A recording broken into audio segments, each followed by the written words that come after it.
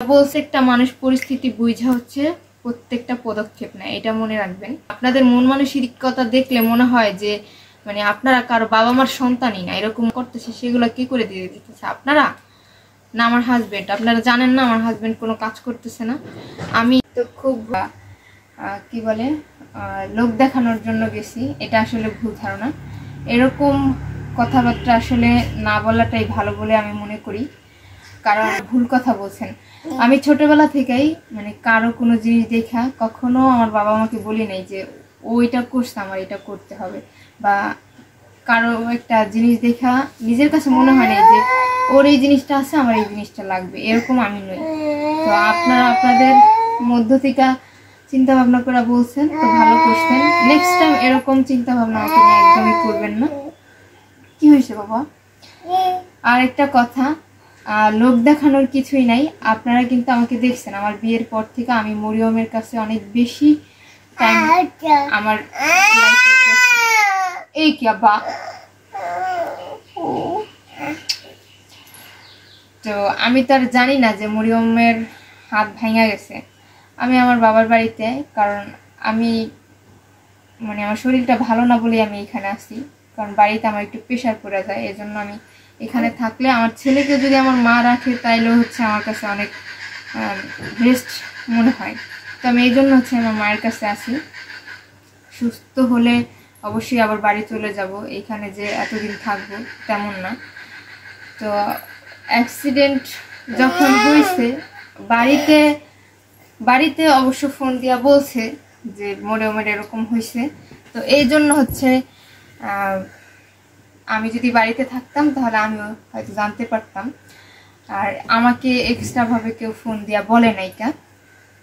তা আমি হচ্ছে বাড়িতে, যেহেতু তারা হচ্ছে দেখতে যাইতেছিল, তখন হচ্ছে বাড়ির সামনে কি হয়েছে কি আমাকে যখন বলছে যে মরিয়মের হাত ভেঙে গেছে, আমি কিন্তু দাঁড়াই থাকি নাই বা বলি নাই যে আমি যাব না। আমার শুনে খারাপ লাগছে, আর আমি যাব না কেন, আমি কিন্তু সাথে সাথে চলে গেছি। যে আমার কালকে ডাক্তারের কাছে যাওয়ার কথা ছিল, আমি একটু ডাক্তারের কাছে যাব। আমি আমার নিজের ডাক্তারের কাছে না যেয়ে আমি মরিয়মকে দেখার জন্য চলে গেছি, যে আসলে কতটুকু হাত ভেঙে গেলে কি হইলো না হইলো এই জন্য। তো কি জন্য এরকম চিন্তা ভাবনা করেন সেটা আপনারাই জানেন। আমি কিন্তু আমার বিয়ের পর থেকে আমার শ্বশুর বাড়ির এমন কোনো লোক নাই যে এই লোকটার সাথে আমি কখনো খারাপ ব্যবহার করছি।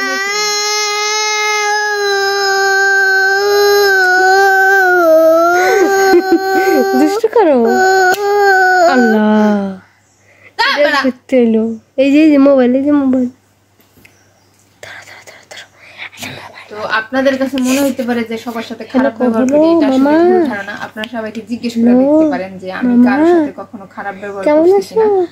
আমার আমি যে বাড়িতে থাকি, আমার বাড়িতে আমি কিন্তু সারাদিন ঘর থেকে বেরোই না, সারাক্ষণ ঘরেই থাকি।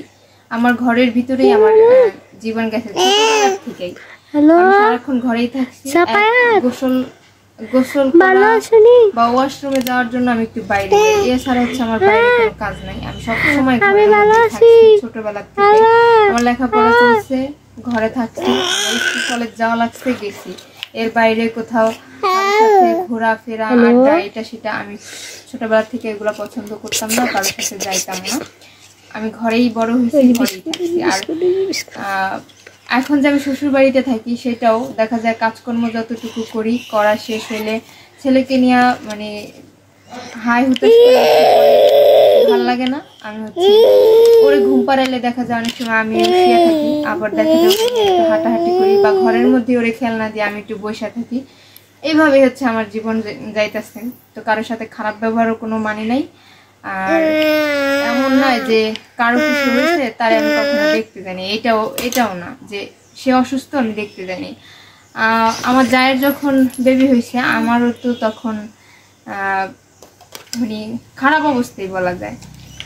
আমি কিন্তু মানহাকে হসপিটালে গেছি দেখার জন্য, যে সবাই যাবে সবার সাথে আমিও যাই একটু দেখে আসি। তারপর হচ্ছে ওর যখন হাডিলা করা হয়েছে তখনও কিন্তু আমি বাড়িতে গেছি, আমাদের বাড়ির থেকে গিয়া হচ্ছে মানে সকালে গেছি, বিকালবেলা এসে পড়ছি, যাই নাই তা না।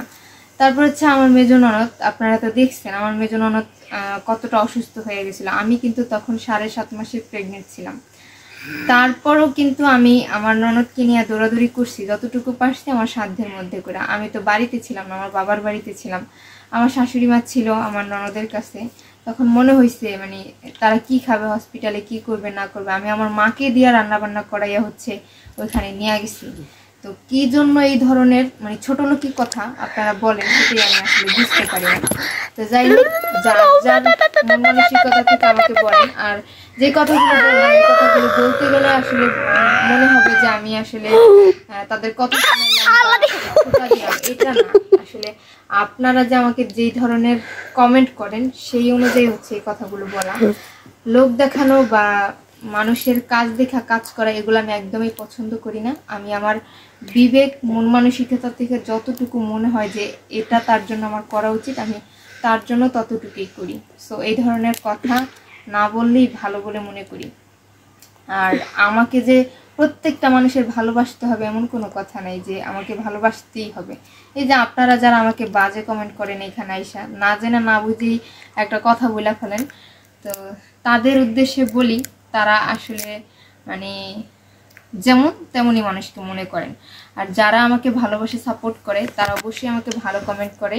তাদের প্রতি অনেক আন্তরিক শুভেচ্ছা ও ভালোবাসা যে তারা আমাকে বুঝতে চেষ্টা করে। তো প্রত্যেকটা মানুষকে প্রত্যেকটা মানুষের বোঝা দরকার যে তার জায়গায় আসলে সে হয়তো ঠিক, এটা মনে করতে হবে। যে এটাই ভাইবা নিবেন যে ও খারাপ, ওইরকম করতেছে, ওইটা করতেছে, ওইটা করতেছে, ওইটা করতেছে না, ওইটা করতেছে না। আসলে প্রত্যেকটা মানুষ পরিস্থিতি বুঝা হচ্ছে প্রত্যেকটা পদক্ষেপ নেয়, এটা মনে রাখবেন। তো আমার জীবনটা ওরকমই। আমি আমার জীবনটাকে যতটুকু বুঝি জানি সেই অভিজ্ঞতা থেকে হচ্ছে আমি আমার কাজগুলা করি। এটা আপনাদের কাছে খারাপ লাগলে আমার কিছুই করার নাই। একটা কথা মনে রাখবেন, আমি যদি 4 দিন অসুস্থ হয়ে পড়ে থাকি আমার হাজবেন্ডও আমাকে দেখবে না, কিন্তু আমার বাবা মা আমাকে দেখবে, অবশ্যই আমার পাশে দাঁড়াবে।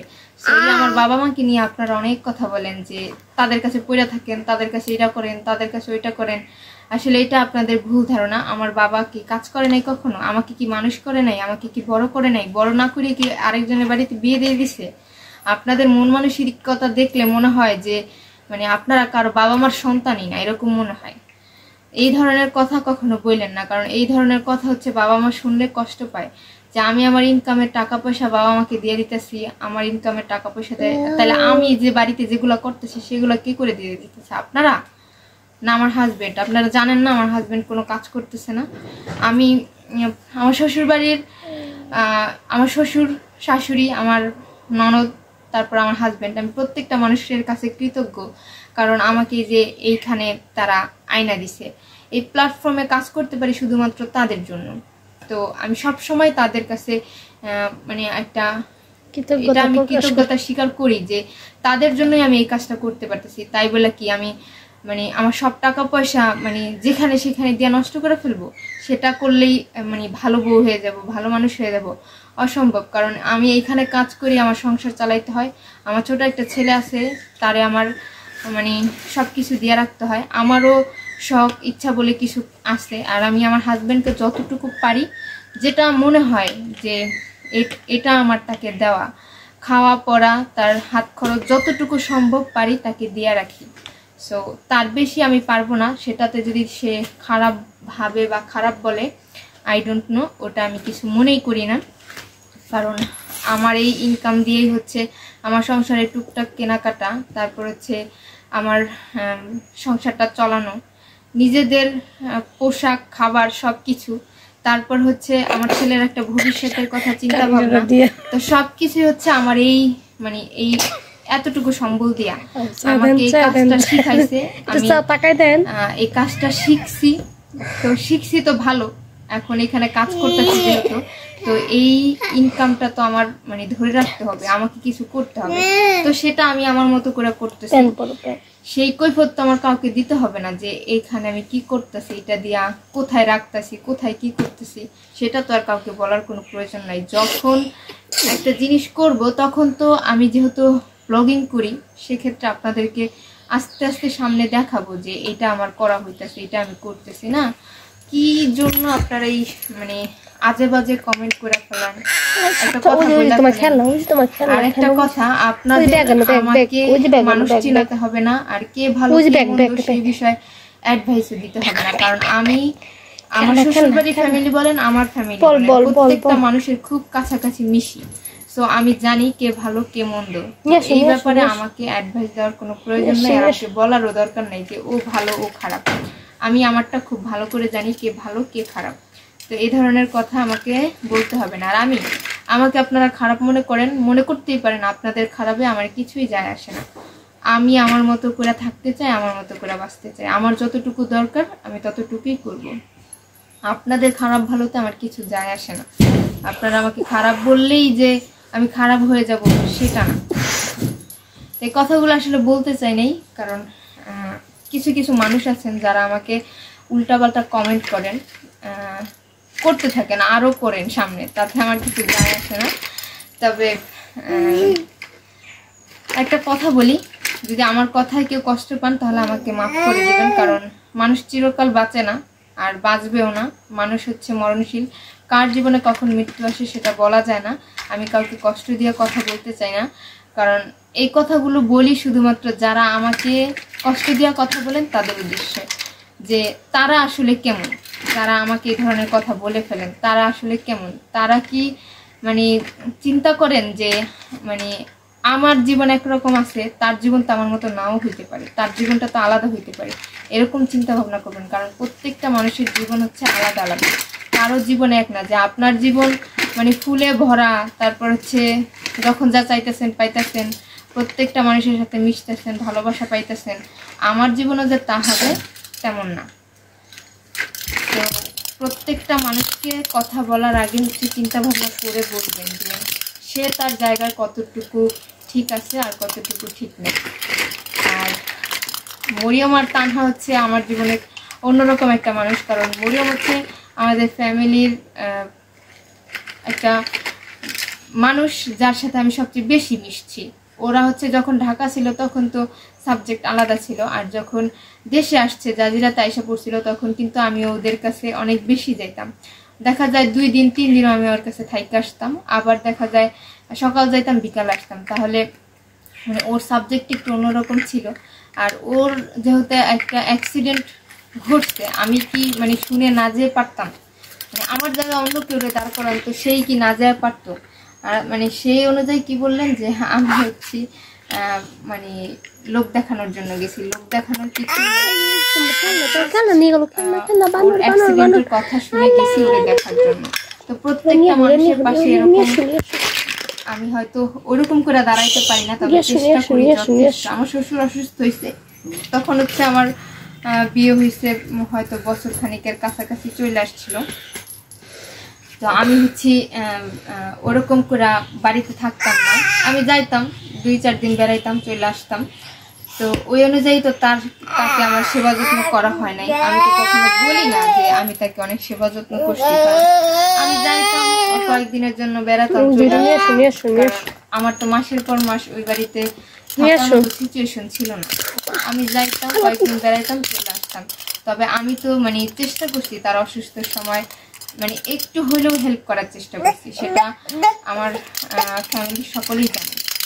সেটা নাই বলি, প্রত্যেকটা মানুষের পাশেই মানুষ দাঁড়ায়, এটাই মনে করবেন।